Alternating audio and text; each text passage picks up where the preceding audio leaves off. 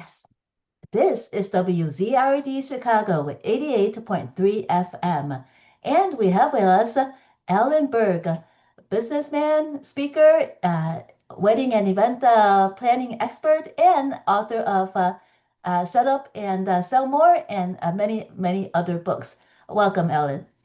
Thank you. Thank you so much for inviting me.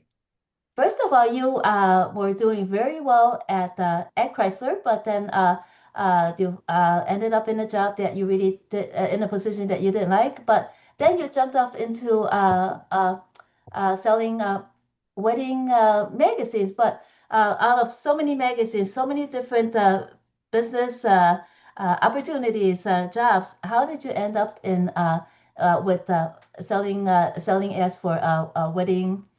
Magazine, two wedding magazines. Uh, Pretty simple. My best friend at the time bought a wedding magazine franchise, Mhm. and he called me up and he said, I don't want a partner. I want a salesperson, and I want you to come. And since I was making good money, but very unhappy in my job, I jumped. Of course, looking back, it made no sense because my wife was pregnant. It was a new industry.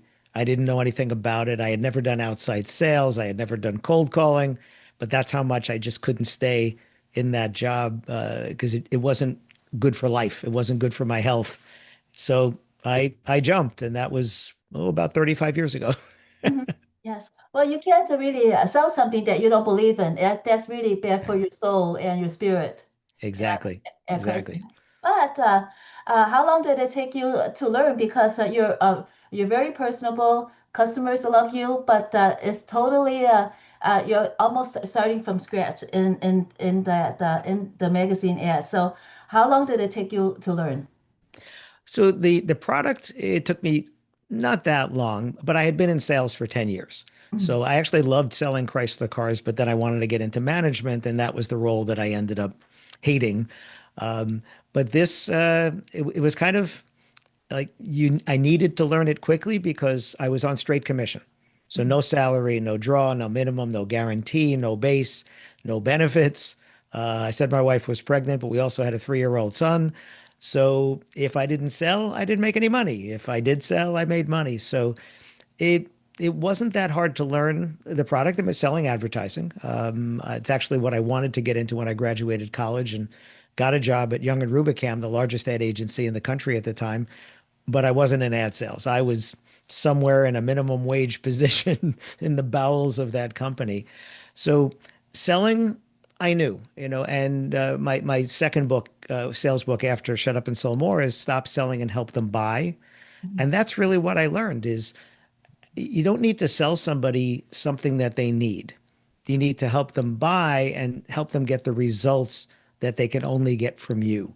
And that was a lesson that I never got officially, but I learned it in the car business. And then I continued it, which is, if you had something valuable for someone to show them that they can get good value from it, help them see the value and then just help them get it. It's not really selling. It's why you're really helping them buy. So was it easier selling cars rather than selling the magazine ads? What was easier is in the cars, I was an inside salesperson and I sat there all day just waiting for somebody to come in. It wasn't my job to do marketing or to get them to come in. That was somebody else's job. Mhm. This, I literally got in my car every morning and went out and drove and knocked on doors for people who were not expecting me to come and try to find if there was interest. Now, to be smart about it, they had an ad in another magazine or they had an ad in a newspaper supplement or something like that. So it wasn't totally cold. And then sometimes people would call us and say they wanted to find out more. But most of the time, what was harder is I'd leave my house sometimes with no appointments and just head in a direction and say, well, I'm going to go find some people to talk to today. Did you research first and come up with compile a list of people to visit, or did you start making a list later? Back then, what I would do is the night before, I would look at my diary because back then it was paper and look at my schedule and see if I had one appointment, then that put me in a direction. And Mhm. then I'd say, okay, now let me see what's there. Now, this is For those of you listening, 35 years ago was before the internet. So, so I couldn't go Googling and I couldn't do things like that. What I had to do is look in the competitive magazines, look in the newspapers for supplements, things like that, or go to, we called them bridal shows back then. Now they're wedding expos, and see who the vendors were advertising and exhibiting there. And those became my prospect list. Mhm. And uh, so you put your personality and your expertise. Did you? How hard was it to find your the how your magazine was different from the competition and convey that to the customers? But of course, you had to like find out what your customer wanted first. Right. Well, what my customers wanted was actually pretty simple. Most of them wanted to be in front of more couples, couples who were engaged. That was their business. So I've never been selling to couples. I've always been selling to the vendors who were selling to couples. So a venue, a caterer, a photographer, a band, a DJ, and so forth, things like that. So what they wanted was to get themselves in front of more couples. That's what they wanted. Um, how our magazines were different. It was different just in the layout. We didn't have a traditional magazine at first. What we had was a wedding planning guide, and then there were ads in there. So they were actually given away for free at the engagement ring counter of jewelry stores and at bridal shows. Mhm. And you didn't get the book there. You got a little form and you filled it out to get it. And by mailing it in or giving it to the store to send in, we then got your name, your not email, I'm say that was later. We got your name, your postal mailing address, Mhm. and then mailed you the book. And what we were really selling was this mailing list, this list of people who got our publication. And we used to have them on floppy disks. We had them on peel and stick labels. Again, this is all before the internet and digital and email and all those things. And what we were selling was this audience where you literally got the name and address of everybody who got this publication, which no magazine can do because people buy them on newsstands and places. So you don't know who's getting them. All right. Just like here with the radio, you don't know who's listening. People are listening, but we don't know exactly who's listening. So Mhm. it was the same thing there where we now were giving them this. So that was what was different. And just kind of like today, the people that followed up got the most business. And it's the same as today. If someone inquires with you through your website or through your social media or something, if you don't follow up, you're not going to get that business. And this hasn't changed in 35 years. The technology has changed. The method has changed, but the idea hasn't changed. So we had some people put an ad and then they didn't do anything, and they typically didn't do as well. The ones who were proactive were the ones who actually did better. Mhm. When you got a lot of the leads, was it difficult to follow up with everybody? Were you ever swamped? I wasn't personally swamped because we didn't get that many leads. So maybe if I went to an expo, and if there were 100 vendors there, that would be a lot of people to follow up with all at once. But other than that, in a day, I could see one person or I could see five people. Mhm. I also used to put 150 to 200 miles a day on my car, put a lot of miles on my car. Mhm. Uh, just again, driving around, knocking on doors and, trying to see people. So, uh, more isn't always better because being swamped means you really can't be efficient in diving deep into those leads.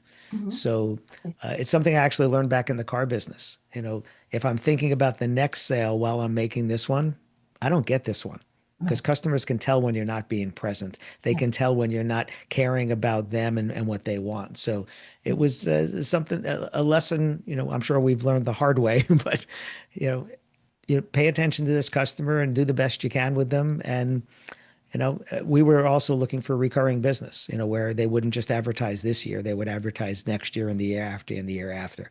And that's, ultimately that's the long-term health of that type of business.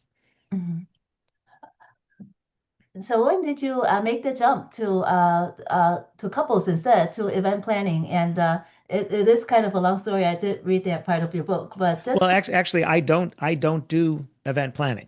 I work with event planners. I work yes. with those businesses. So I don't work with the couples. I leave that to other people. For 35 years, I've been working with the businesses Mhm. that do weddings, and the average wedding has 12 to 14 services that they hire. So you think about that with over 2 million weddings a year in this country, and each one has 12 to 14 services. That's a lot of people spending billions of dollars on their weddings. What's interesting about it is there's no law in the country that says you have to spend money when you get married other than for a marriage license. And Right. yet people spend 50 to 100 billion dollars because, in my opinion, I think they do that because they don't think they're ever going to do it again. And some of them are right. Yes. Hopefully. Oh, well, we hope they're all right, but some of them are right. Yes, yes. Did you uh, have people in the wedding and event planning industry talk with you about the problems that they encountered and ask you for advice because you are the consultant and if you haven't been in their shoes, you're relying Right. on what they say. Uh, uh, how are you able to help them? That's a really great question. And I've been asked this before, I've not walked in their shoes and yet they come to me for advice. And I say, the best coaches in sports aren't necessarily the best players, but people come to them for advice the same way. And it's the same thing with me. I've been working with these businesses for 35 years. And what I understand that a lot of them don't is the business end. Mhm. See, this is the interesting thing about this, and it's very much true for any creative types. So if you think of any type of business, not just in weddings and events, just creative people, well, you can be really creative and not have a job, right? Well, a lot of broke artists, right? You Yes. can have that because the business side of it is a completely different skill. So knowing how to take pictures is wonderful. But if you can't turn that into a business that can be profitable, you have a hobby. That's what you have. And that's okay. I'm a musician and that's a hobby. I don't do that for a living. And if I had to, I'd have to have another set of skills. I'd have to be able to, well, how do you get it? How do you get a gig? And where do you go? And how are they going to pay you? And all those things. So, what I'm able to do is to help these businesses understand the business side of it so they'll feel more comfortable because a lot of creatives are not comfortable with the sales part, talking about their business and trying to sell their business because it's just a whole different skill and they don't know how to price themselves. Too often they underprice themselves because, well, I know how much that cost me, but they don't price the creative part, right? So I always remind them that if you're building a house, you hire an architect and you pay them for the creative idea. But then you still have to hire a builder to build it. And it's the same thing with them. If you hire a wedding band, right? That's great. The wedding band, the music part of it is one skill. But that wedding band getting your attention, advertising, marketing, doing the sales and all that, totally different skill. Totally different skill. So that's the part that I help with. I had one time I was in London with 10 disc jockeys, and we spent a whole day together masterminding. And as we're walking out, one of them asked me, he said, "So how long have you been a DJ?" And I said, "I've never been a DJ." And he said, "What do you mean?" I said, I don't know how else to say that phrase. I have never been a DJ. He said, "But you understand my business better than I do." I said, "Yes, I do. I don't know how to be a DJ. I don't know how to play the music because that's another skill." And that's a perfect example of those two things where he can be a DJ better than me, but I could probably walk into his office and sell for him better than he can because I understand that part. Mhm. Oh, well, you understand the customer interaction because of your experience with the past experience, Mhm. but he hasn't. He has played to with the audience, but he hasn't like been face to face to sell to the audience. Right. And Huge difference. that's why they come to me. They come to me because like, oh, listen, I want to make more sales because I want to help more people have amazing weddings or holiday parties or whatever it is. And then I look at their business and go, okay, here's where the problem is. I'm doing the analysis and saying, okay, your website, we need to fix this part of it. And in your emails, we need to fix this part of it. And you're rushing the process and you're trying to get Gen Z and Gen Y on a telephone call and good luck with that. So let's change these things so that you'll get more opportunities to have more conversations because most of them are great once they have the conversation. So Mhm. on Zoom, in person, have that. It's getting to that a lot of them really have trouble we get ghosted. It's a big problem all over. Mhm. Well, you're trying to help these various entities. Again, we're business, but oftentimes, let's say, like in a retail business, for instance, it's still a business, and Hmm. then let's say the workers are in one department, but their supervisor has not really walked in their shoes, Hmm. and then they tell them to do something, and then of course it makes sense, but they don't understand what the workers are doing, and the Hmm. workers see things that need to get done, but they are not. They don't have the time for it. The supervisors don't give them the time to do what needs to get done. So, Right. how would you address something like that? Because that impedes the flow of business. Absolutely. And I think it's imperative that anybody who is managing or leading other people, because I really believe you manage processes, you lead people, Mhm. and you have to train them and you have to listen to them. Right? I was VP of sales, vice president of sales at the largest wedding website in the world. And every month on Monday, on the first of the month, a calendar appointment would pop up that said, ideas come first, a little play on the first of the month.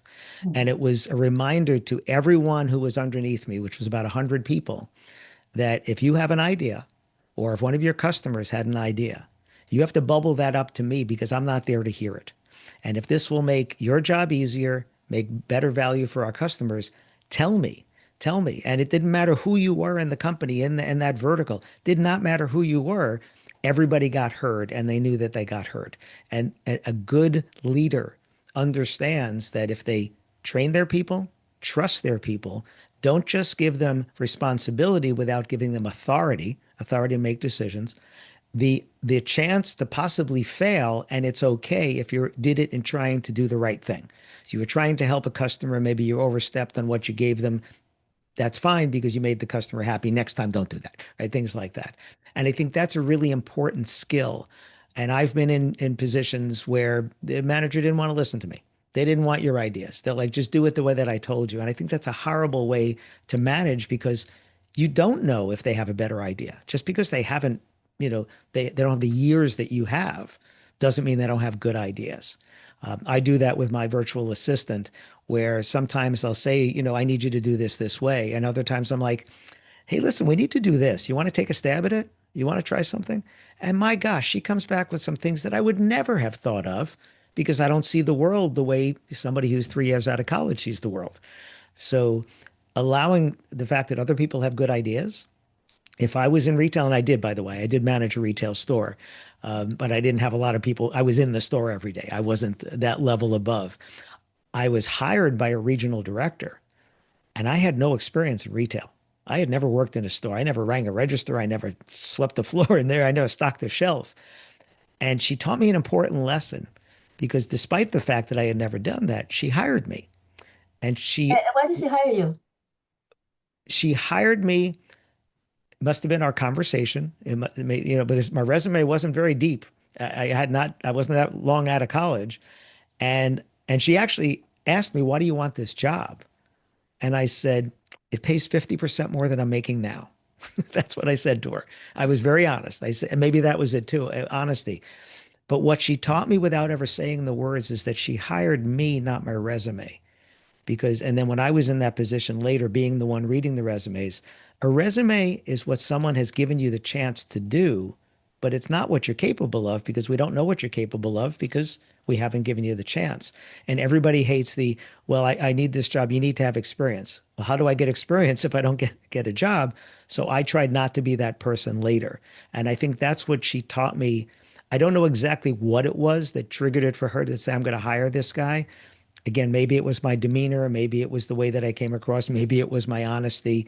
I mean, I was an honors, graduate magna cum laude from a decent school with but in accounting and marketing. Right? Again, this is a retail store. She hired me as the assistant manager, and 6 weeks later, made me the manager of the store. So I think this is something I've seen in my world. The people who were on my team who asked to be promoted rarely got promoted. The people who got promoted are the ones that acted like they deserved the promotion. They didn't broadcast, I want that position. You just looked and said, okay, who acts like a manager? Who do the other people on the team look to for advice and things like that. Who's taking initiative? Those are the people I promoted. But the other people just they're like, oh, hey, I want to be a manager. I'm like, start acting like one. Yes. So how old were you when you're an excellent customer service person, but you weren't like that. You didn't become that overnight. What what contributed to the development? I think it's just being aware when I'm a customer, Mhm. just paying attention to how do I want to be treated, and then watching other people, sometimes your coworkers, and thinking, really? I don't think we're supposed to do that. And I think that's what it was. The story behind Shut Up and Sell More, the title of that book, is I had just won the National Product Information Championship for all Chrysler Plymouth salesmen in the country. And then my sales manager told me to shut up. In those words, he told me to shut up because I was volunteering product information to customers, which previously I thought, well, isn't that what we're supposed to do? And what I learned is you should have all the information. You should be the expert, but you shouldn't just volunteer because you don't know what this customer wants. What is the most important thing to this customer? And that was really a tipping point. It was, I like to call it the most formal sales education I ever got was him telling me to shut up. Because if you ask people a good question and you listen to the answer, they'll tell you what they want and need. And again, help them buy those results. So I think that was what helped me become a better salesperson. I ended up being one of the top 50 Chrysler salespeople in the country, but you had to be customer satisfaction over 90% to be part of that exclusive club. So it wasn't just you sold a lot of cars, you sold a lot of cars and made people happy.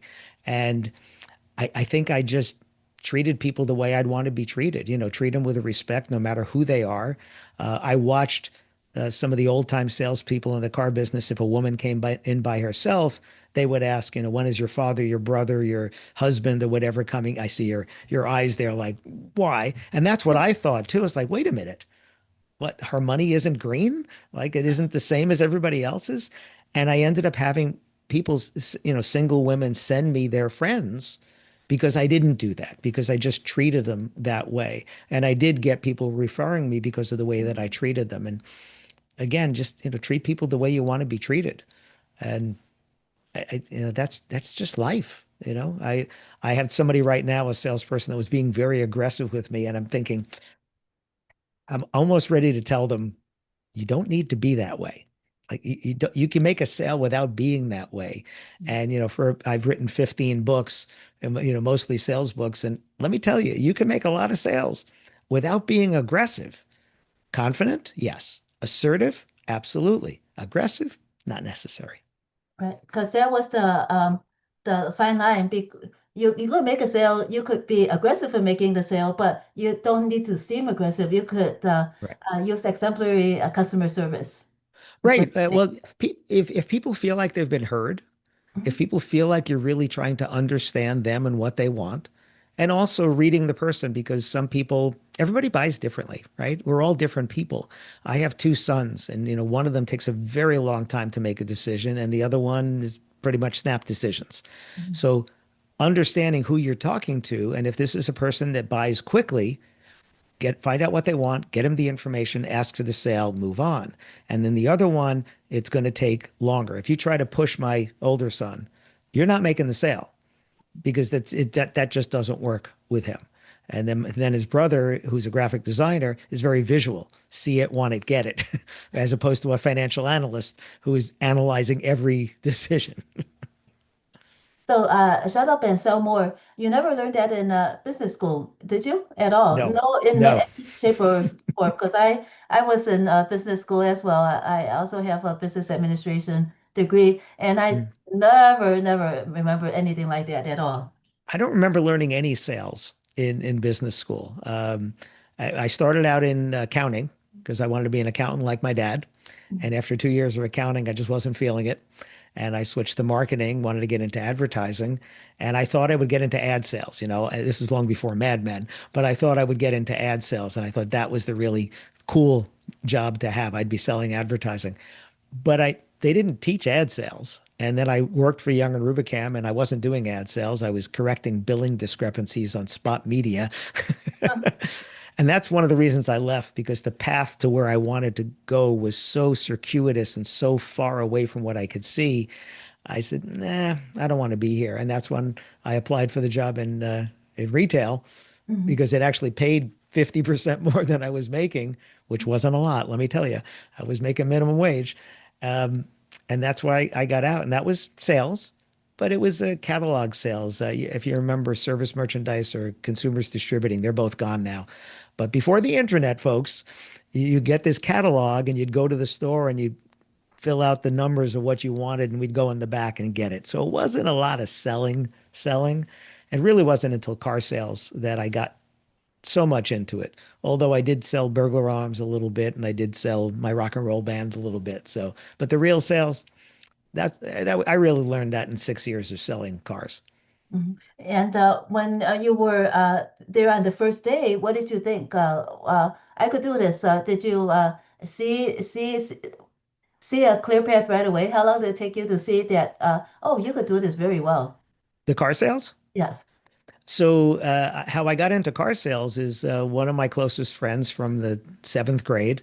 Mhm. His father had a used car dealership. Mhm. And when Lee Iacocca was trying to get Chrysler out of bankruptcy and out of the hole, he they went to people like my friend's father who already had a car lot, but not new cars, Mhm. and tried to get them to take on the new car franchise. So they did. And a year later, my friend called me and said, "Hey, we're doing really well. We need another salesman. You want to sell cars?" And apparently that was the interview. So so I always loved cars and I thought, wow, that'll be kind of cool. And actually the first car that I sold was my mother. She did buy my first car. And my mother, who stood 5 feet tall, bought a little red sports car, a little turbocharged red sports car. But that was the very first car that I sold. And I think I didn't I didn't really think about it. I just kind of did it, and it was a fun place to be. It was a fun job to have. Um, I was surrounded mostly by retired New York City police and firemen who, after they retired, they took a job as a car salesperson. Oh, really? So we were very different people. You know, I was the magna cum laude college graduate, and these guys were 20 years or 30 years on the job, police or fire. And, kind of with that attitude, that New York City, rough, gruff attitude. So we were very different and we just did it our way. And I think that was also really good to see that you can be successful and the person next to you can be successful doing things differently. There isn't one way to the path to success. So did you sell way more cars than they did? I did. I did. Like I said, I ended up, I was number one or two in the dealership every month. And then I was one of the top 50 in the country. So I did sell more than them for sure. How long did it take you to reach uh, that level? I think within a few months, I was starting to get close to them. Mhm. Um, I think there was also something with them being retired and having their pensions. They weren't quite as hungry as I was, where I needed to, put a roof over the head and food on the table. And if they didn't sell a car, they still had a check coming in every month, and I did not. So I think that maybe that was part of the emphasis. Plus, I was a young guy. I was in my 20s. I was, aggressive trying to, was I married? I don't know if I was married. Yeah, I think I was. Yeah, I was married. So, here we are trying to save for a house and all that. So I was hungry to be selling more. So I'd be a little bit more aggressive. And I saw them maybe laying back a little bit. Mhm. And they were fine with it. You could go ahead and be number one. They're not jealous at all. They were not trying to be number one. They were just coming in, doing their job and, having a good time. And it was a fun environment. It was, Uh, I'll tell you, I heard some stories about from these retired cops that I don't want to know about what goes on, Mhm. but it was really fun environment. And then moved to a different town, and the sales manager from that first dealership had gone to this other area, Mhm. and I ended up going following him over there, and then I was there for another 4 years, and yeah, it was fun. I love cars. I love being around cars and helping people buy cars until I don't know if you remember the Yugo. You remember the car, the Yugo? I It heard of was a it. Yugoslavian made car, Yes. and it was not good. It was not a good car. It was like a toy, but it was really inexpensive and it was a brand new car. And I didn't want to sell them Mhm. because they were not made well. And you knew that people were going to have trouble. And the people that could afford that new car were the people who could probably least afford to have a car break down on them. Mhm. And I tried to sell people a used Toyota Corolla instead of this piece of crap Mhm. new car as much as like I've never tried to not sell anybody a car as much as I did with those cars because Right. they were so bad. Mhm. But that was also a lesson. Like you said, you have to have a product you believe in. Mhm. I did not believe in that product. We would have this unofficial counter. Okay, somebody just drove out with that brand new car. How long till it comes back on a tow truck? And then, of course, you all were also when you jumped off into the wedding ads Mhm. business, you were selling the add-ons to for the cars that you really didn't believe in. That was the job that I hated because selling the car I believed in. You came in because you needed a car. You picked out a car that was the right car for you, for your budget, for your family, for whatever. And then they called them the business managers. In the business, you call it the after sell, which is after you bought your car, somebody tries to sell you all those other things. Mhm. And there are some things that are needed. Somebody says, I need an alarm system in my car because I park it on the street. That's fine. But I was working at a Honda dealership, and the Honda Accord was the most reliable car in America. And my job was to sell you an extended warranty and convince you that you needed to buy an extended warranty on the most reliable car in America. That was why I had this internal struggle between this is my job, this is what I'm supposed to do. And my parents always taught me if you take a job, you do the job to the best of your ability. If you don't like the job, you never do a bad job. That's when you leave. And that's why I left. That's why I jumped at this industry when I knew nothing about it because it was eating me up to do the job. And I was doing it better than they had asked me to do. They told me what number they wanted me to average per car. And I was doing actually almost double that, but hating myself. I mean, just hating myself. I did the job, How long were you but at that job before you left then? oh, I was only at that job for a few months. Hmm. And when I was ready, when I gave them my notice, all they did, they pulled out a piece of paper and showed me how much money I was making. And it was a lot of money. I mean, my wife wasn't working because she was pregnant, and our son was 3 years old, and we were making money, paying all the bills and having money, and life looked good on paper. Hmm. In reality, life felt terrible. I actually said the words out loud. It's not the money. And I had an epiphany. And the epiphany was I've heard people say that phrase, but as a young guy, I'm thinking, of course it's the money. You want a bigger house, you want to fancy your car, right? You want to save money, right? But no, it wasn't. The money didn't make up for not being home with my 3-year-old son, when he went to bed. And I used to joke that I only worked a half a day, 9 a.m. to 9 p.m., 12 hours, there's a half a day. And I'm sure some people listening can relate to that. You work those hours but for what? Where's the life? And I realized at a young age that not being home with my wife and my son and my soon to be born son, that's what it's about. And I like to joke that how long am I in this industry? Well, the baby she was pregnant with has his own 9-year-old son now. So it's been a while. So you're very good at customer service. You understand that you have to understand what the customer wants. So Mhm. have you ever had clients in diplomacy come to you because that's very relatable. What you're doing with customers is what a diplomat would do with another diplomat. I've never had diplomat. I have worked outside my industry with some others, and the skills are very transferable because listening, and that's what Shut Up and Sell More is all about. Mhm. It's when you're talking, you're not learning anything. When you're listening is when you're learning. And what I teach people, and this could be diplomacy, this could be almost anything that anybody sells. This could be for doctors. Doctors need to know this too. They're not your patient, they're your customer, right?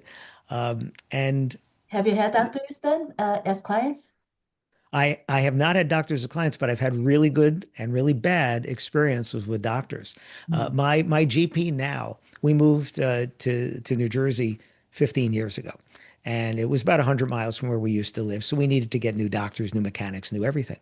And Mm. we asked our neighbors for referrals to doctors, and people said, "Oh, this got the good doctor, a good doctor." And a few people said, "I really like this doctor because he actually spends time with you and listens." And I'm like, really? He spends time with you and listens? Okay. So I figured, well, let me go meet the doctor while I'm well. Let me go have a wellness visit instead of, waiting until I'm sick. And I get there and I sign in and I said, do I have anything to fill out? Because they always hand you a clipboard. I didn't get a clipboard. Where's the clipboard? No, no. It's like, okay. And then I go in and the doctor walks in, never met him before. And I'm sitting up on, I like to call it, the deli paper, that white paper they wrap the sandwiches in, sitting Yeah. up on the deli paper. And he said, oh, get off of there. And there's two chairs and we're sitting and he's got his laptop, but it's closed. And we're talking for a little bit. And then he opens the laptop and he says, okay, let me get some information. And he asked me all the questions that would have been on the clipboard. And I'm thinking, wow, he actually knows the answers because he didn't just scan a piece of paper that I filled out. He asked me the question and then wrote the answer down. Mm. And what a difference from people that you've never met that take a quick scan at something because they're in a rush to get into the next room with the next patient. And it's been 15 years. He's still my doctor because every time I go, I don't feel like I'm being rushed. And I know it's a business. I know the more patients they can see, the more money they're going to make. My brother-in-law is a doctor. I get it. But it doesn't, it proof that it doesn't have to be that way, that you can actually pay attention and listen and people feel like you're there paying attention, not like you have one foot out, you know, out the door ready to go into the next room. So I have had not had doctors as patient as clients of mine, but it totally applies the same way. I have my physical therapist who we talk about business a little bit. Actually, one of my doctors, he's not a client of mine. He reads all of my books, listens to all my audiobooks, listens to my podcast, makes me give him signed copies of all of my books because he also is doing some real estate investing. So he understands there's business. And what Alan is saying, even though it's to the wedding and event industry, it applies to him too. Mhm. Because what you're saying about the doctors is that doctor, he was listening. It's very hard to find someone that can listen and wants to listen. I think in anything, this is not just, in the doctor, but anything we do as a customer, you can tell if someone's being present. You can tell if they're listening or if they're just going through the motions. And sometimes it just frustrates me as a customer, but also as a sales trainer and an author and a speaker and all that, when I'm with a salesperson that is just, you know, checking boxes, going through the motion, you're saying things and they're just ignoring what you're saying. And it could be a server in a restaurant. A server in a restaurant, asking questions is better than talking because again, you're going to find out. I travel a lot and I eat out a lot.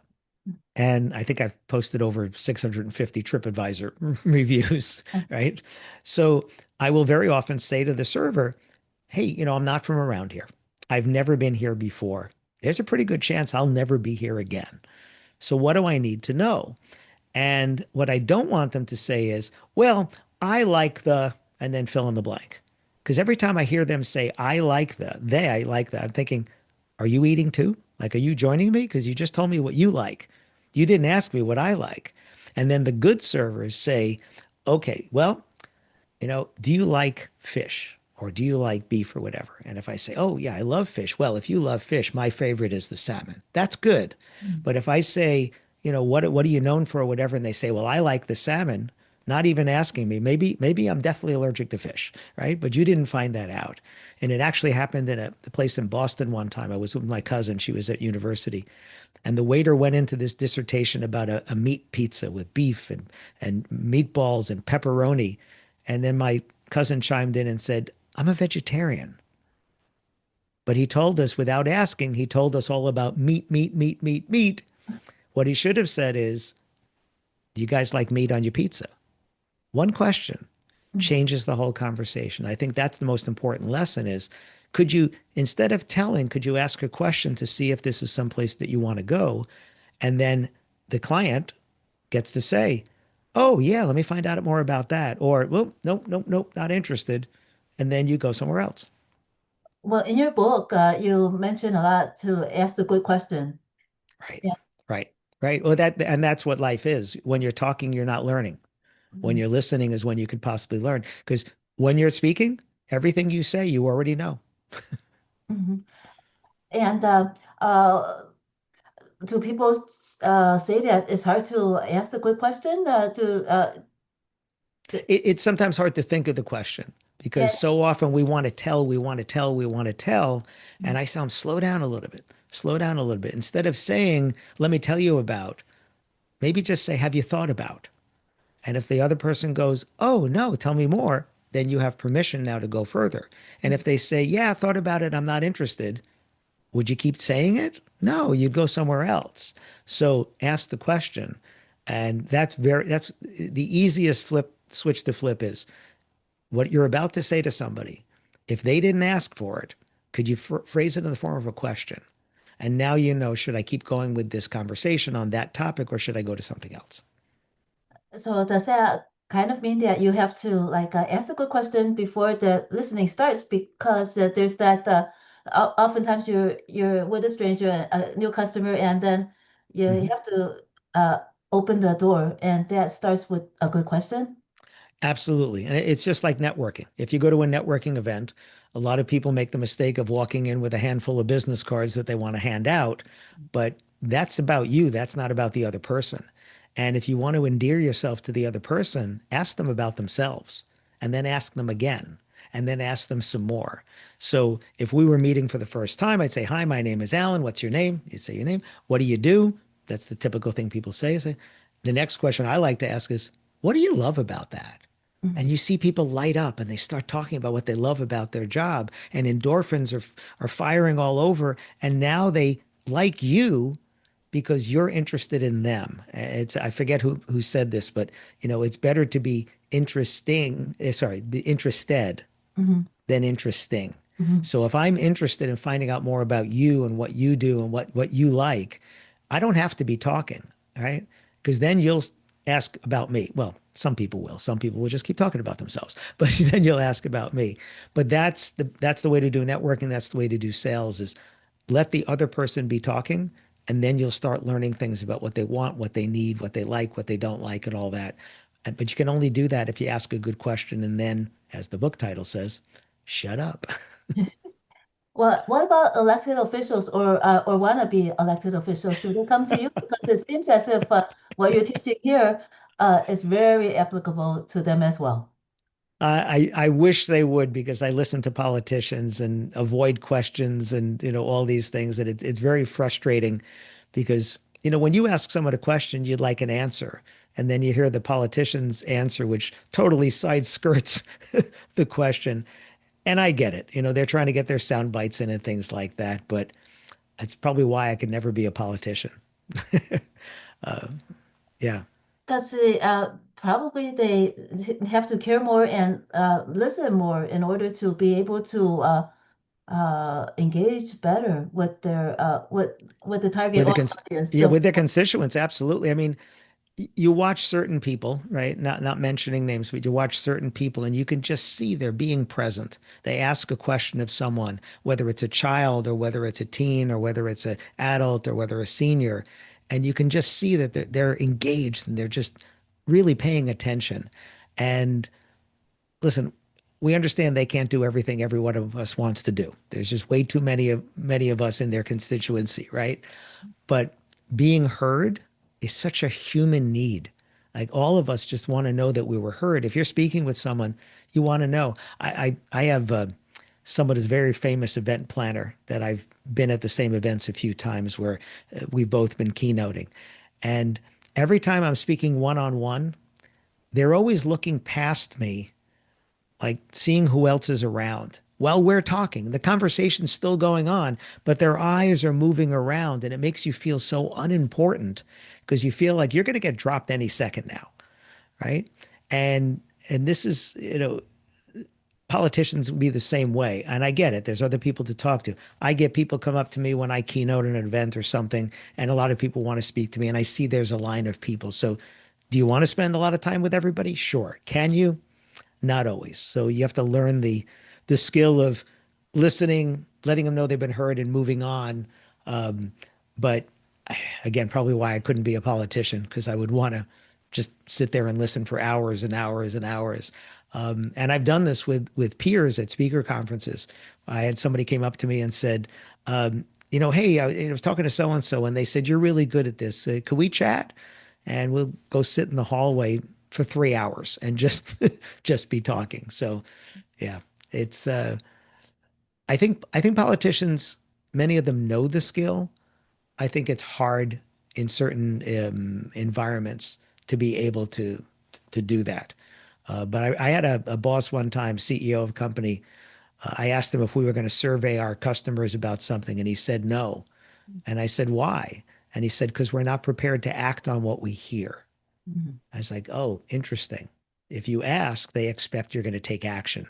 So don't ask. I said, okay, that's good. I would prefer we had surveyed them, but if we're not going to do anything with the information, then yeah, maybe it's better not to ask because then we're not setting ourselves up to having them feel like we're going to do something, make changes when he wasn't prepared to. Mm. Well, isn't it kind of difficult for the business to advance if they're not meeting the customer needs? Then I understand about the profit. It's hard to profit by Yeah, changing sometimes, but uh, yeah. oh, isn't that's not listening? Then it's not No. actually advancing, and sooner or later, doesn't it come around to bite you? It absolutely does. With repeat business or customers that churn and stuff like that. Um, Same CEO, I was driving into the office one day and I heard on the radio they listed the top 10 companies to work for, right? These were ranked as the top 10 companies to work for by their employees. And I got in the office, I get into the CEO and I said, I just heard this on the radio. What are we doing to get on that list? And he said, absolutely nothing. Mm. And I said, why? And he said, because we're the kind of company we're, startup that we weren't brand new startup. He said, people work for us for a few years, year, 2 years, put our name on the resume and they're going to jump ship and go somewhere else. So there's no point in doing that. And I said, that might work in editorial or in some other admin kind of position, but in sales, I want my salespeople on my team for a long time. And I treated my department, which was bringing in the most revenue, I treated that department that way. If you take care of your people, they will take care of your customers. If they feel valued, take care of the customers. Like I said, if you give them responsibility with authority, right? I remember the first time one of my salespeople came to me with a customer issue. And she goes, hey, I have a problem with a customer. I said, oh, no, you don't. She said, yeah, I do. I said, no, no, no. I said, but would you like to discuss your customer with me? She said, yes. I said, all right, tell me what's going on. And she told me. I said, okay. I said, so what do we need to do to make them happy? She said, you want to know what I think? Because Mm. apparently that had never happened in any other company for her. And I said, yeah, it's your customer. What will make them happy? And she told me, and it was something I felt was fair. I said, you sure that'll make them happy? She said, yeah. I said, good, then go do it. Right. And then they came to me less because they knew what they could and couldn't do. They didn't ask me for everything, but they also felt valued and empowered because I wasn't just saying, do this. They also knew if anybody tried to go around them, that it didn't work with me. I'd be like, oh, did you speak to your rep already? No. I said, well, why don't you start with them because they're the ones that you work with. And then if you don't get satisfaction, come back to me. All right. I would talk to any customer anytime, but I wanted you to work through the chain because when you're at the top of the pyramid, you can't take care of every customer. That's not your job. And I used to say that if I did my job really well, hired the right people, trained them, gave them the tools they need, and empowered them, it should look like I'm doing nothing. Mhm. Because, right? But if I'm putting out fires all day long, that's my fault. Right? I don't know if you've read Good to Great and Built to Last, the Jim Collins books where he talks about how time tellers and clock builders and the time tellers like a Lee Iacocca are very charismatic leaders, but they're kind of building a house of cards. There really isn't a strong foundation. It's all about them. And then the clock builders are the people that are building this really strong foundation, and it's not about them. And they use the example of 3M Corporation, Minnesota Mining and Manufacturing, so Scotch tape and all these things. In over 100 years, they've only had a handful of CEOs, and we can't name one of them because it was never about them. But these charismatic leaders, it's about them. Well, if they go away, does the company still have that strong foundation, or is it now crumbling because of them? So what they said is if things are going well, you look through the window at your team and go, okay, you guys are doing well. And when things are going badly, you look in the mirror and you say, what am I doing wrong? What can I do to make this better? What about within a corporation or any organization? What if there is infighting? Then what could the supervisor do? Is the infighting a result of the supervisor not doing a good job that it started, or what could that supervisor do? And because Well, there's there's infighting everywhere. infighting everywhere, and there's different reasons for it. There's territorial stuff where each department is fighting for their resources or things like that. You know, really, if everybody doesn't understand that we're all on the same team trying to get to the same goal, that's a problem. It's also when people don't understand. They don't understand what goes on in the other department. Like you said with the retail store, with the manager who's not in the store, the director or whatever, and they don't understand. I'm telling these salespeople to do something, and they've never done it. Like they don't know what it means to try to do that. So I think it's important to really understand what the other people do and also to know them. I love team building events where they intermingle people from different departments because all of a sudden it's not them, in that other department. Now it's Chris. Oh, yeah, yeah, Chris. Hey, Chris, we're having an issue over here. And then people can work that stuff out. There is also people that, shouldn't be there.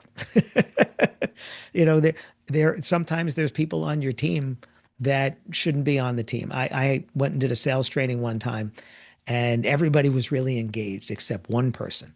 And she sat there all day with her arms crossed and a puss on her face, like, just like, I don't want, I'd rather be anywhere in the world but here. And during a break, I went to the boss and I said, hey, what's with Smiley over there? Like, what's going on? And she said, she's our number two salesperson. She gets 5-star reviews from her customers. I said, not a team player, is she? I said, no.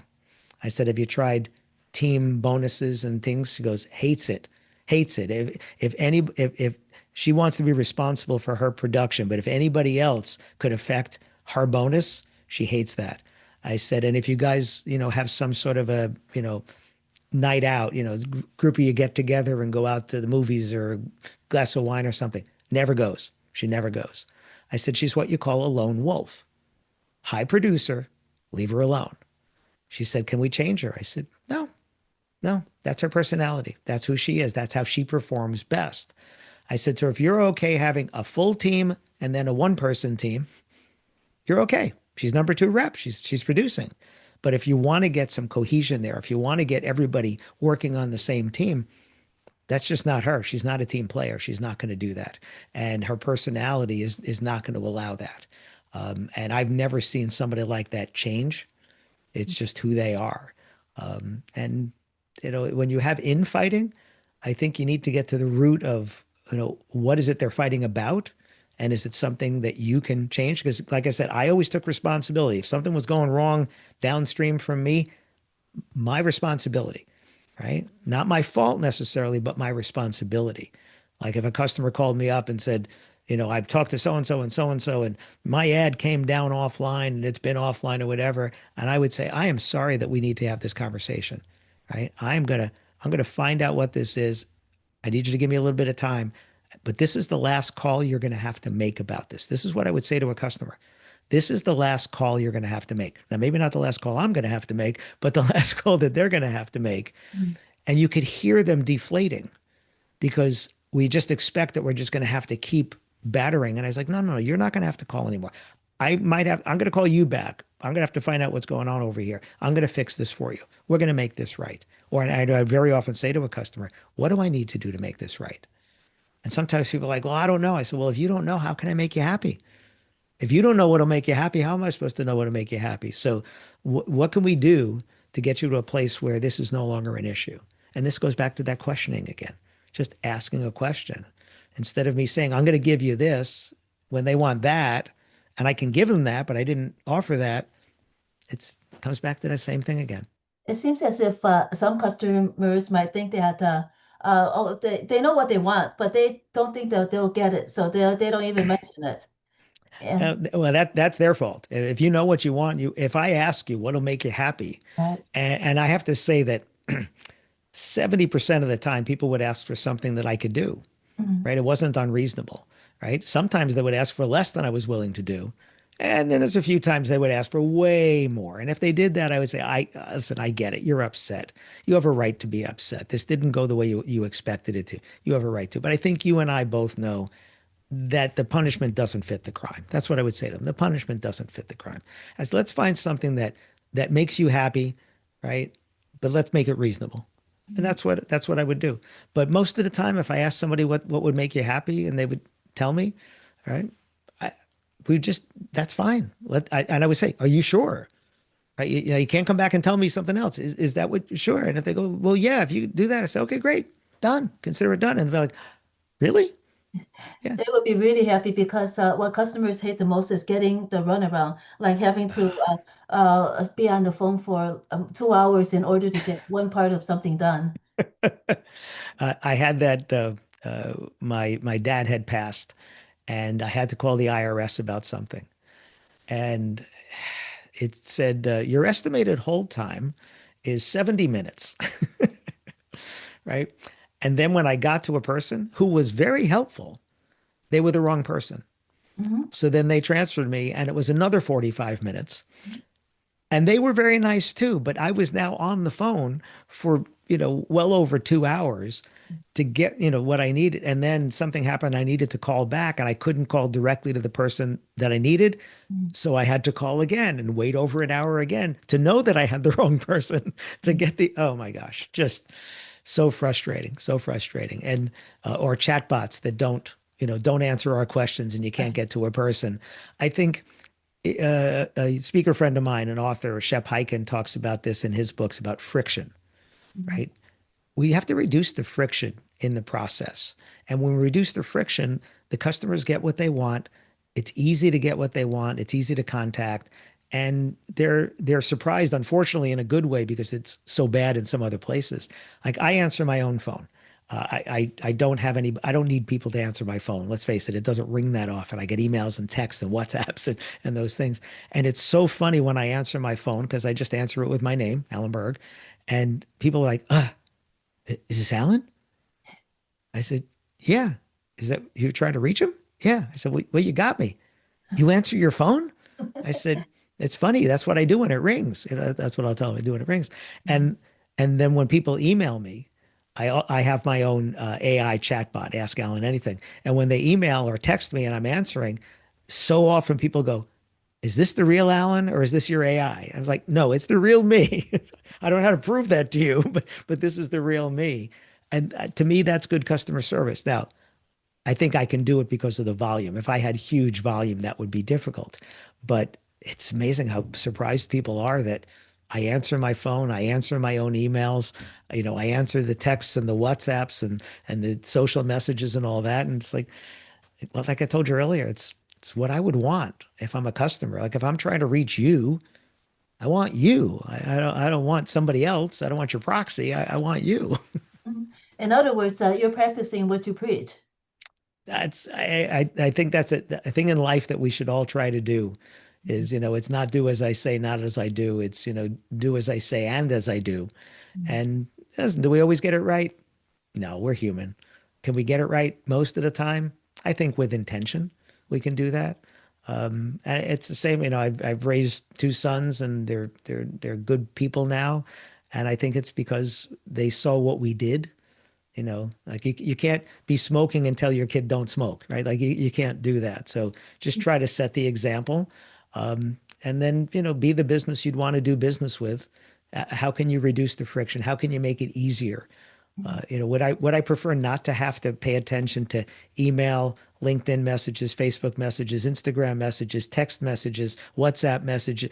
Yeah, I like to have all one thing, but that's life these days. So if somebody Facebook messages me or LinkedIn messages me, they get an answer from me, uh, hopefully right away. But I also fly 100,000 miles a year, so sometimes maybe I'm not, and I'm on stages and doing I don't know work. That funny thing, yeah.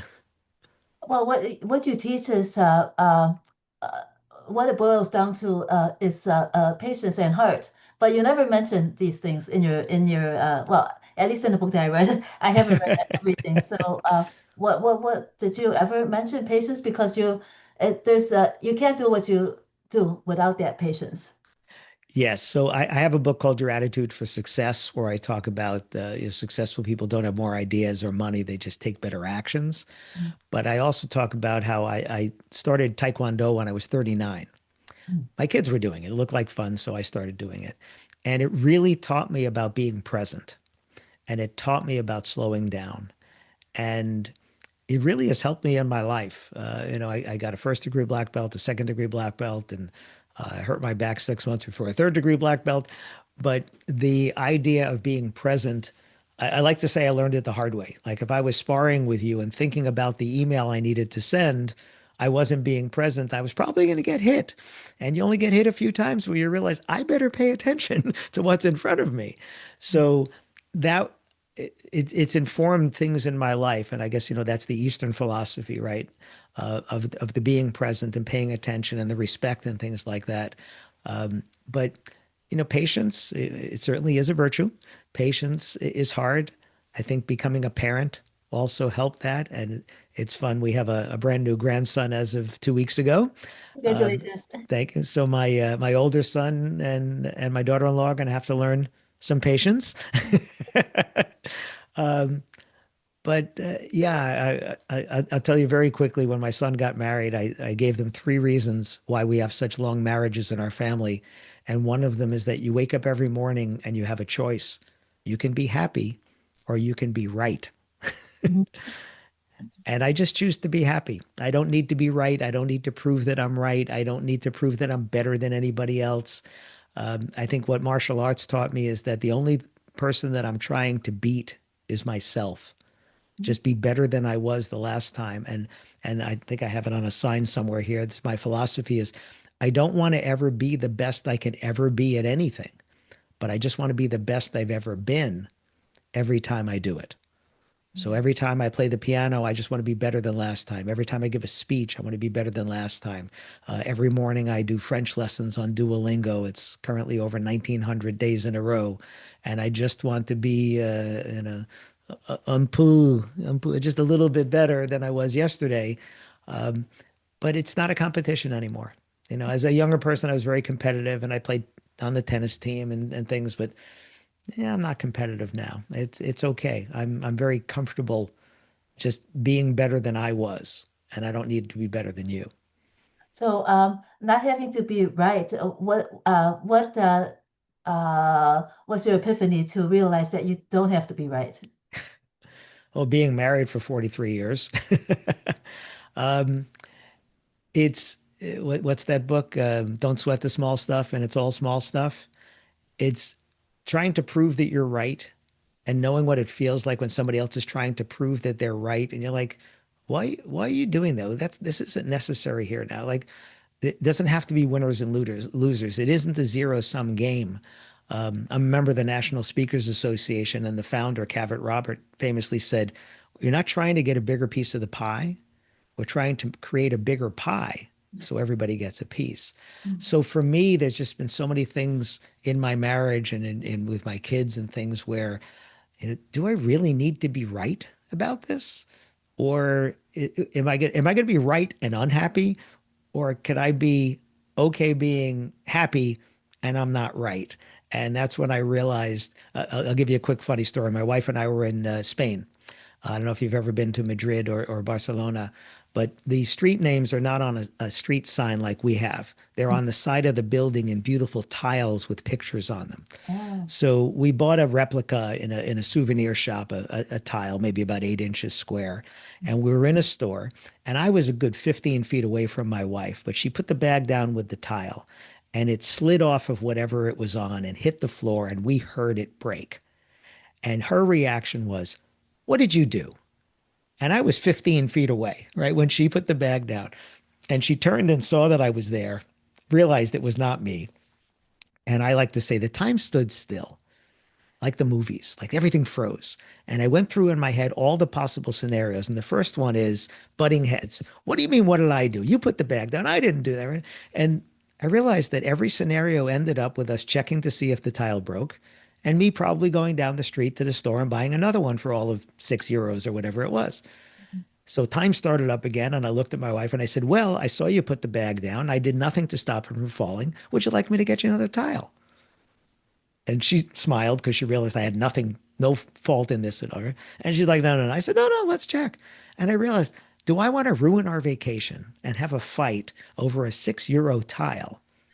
No, no, I don't. So I don't need to be right and prove that this is not my fault. I just want to be happy. And if she's happy, I'm happy. And we have a tile and it looks beautiful. And that's it. And you love your wife, and Yeah. if you're right, and then she's unhappy, you kind of like feel heartsick seeing her unhappy because Oh, you're yeah. not gonna have everybody that you love forever. And when it's too late, and you think about why did I have to make her unhappy at that time? It wasn't Right. necessary. Yeah, it wasn't. I think that's part of our success to our marriage. And my parents were married for 65 years, my in-laws 63 years, my aunt and uncle 69 years. And, you know, you can disagree without being disagreeable. Right. And I think that's what we've learned is we can disagree. We can have a discussion. We don't get real heated. Heated for us is not heated for some people. But we can have a discussion and disagree, and it doesn't last because I know that she just needs to say it. She needs to get it out. I internalize, but not like I did when I was younger. Younger, I internalized, and it was to my detriment. Now I internalize, I run through it in my head, and I'm done. Mhm. I'm done. I'm done. We're good. Let's move on. Mhm. But that's why, again, people are different. I know that she needs to let it out. I know that she needs to say it, and it might be a little louder or whatever. And I'm like, I feel like I'm always wearing a Teflon suit. It's like, okay, it doesn't stick. It just doesn't stick. But that's a choice. That's really what it is. That's a choice. And uh, it was actually part of my toast at my son's wedding, but I say it to my wife, if you ever leave me, I'm coming with you. Well, people have a lot to learn from you. If our listeners want to learn more about you and your work, where should they go? Ellenberg. My website is my name, alanberg.com. That's ALANBERG.com. My books are at shopalanberg.com. And you can find me on LinkedIn. My podcast is Wedding Business Solutions. We're about 400 episodes in now, so we have a few there, and they're 10 minutes. I do little 10-minute episodes. But I'm pretty easy to find, although you have to watch with my name because there was a famous person with the same name. Let's just say there was a book written about him called Talk to Death because he was a famous outspoken liberal radio DJ in 1984 in Denver. So if you Google me, you probably get him. But you can also find me there. But I thank you so much for having this conversation. I thank you to the person that referred you to me. I appreciate them as well. And I love having the listeners here. I hope you got some value out of it. And if I can help you, just reach out. Because wedding, the event planning, all of that is very applicable to everything else. It is. And by the way, 6 of my books are not just for weddings and event businesses, they're for any business. So Mhm. I have a version of Shut Up and Sell More called Shut Up and Sell More of just about anything. Because Mhm. as you said, these things apply to other businesses. I actually have written the books that way as well. Very well. Thank you so much, Ellenberg. Thanks.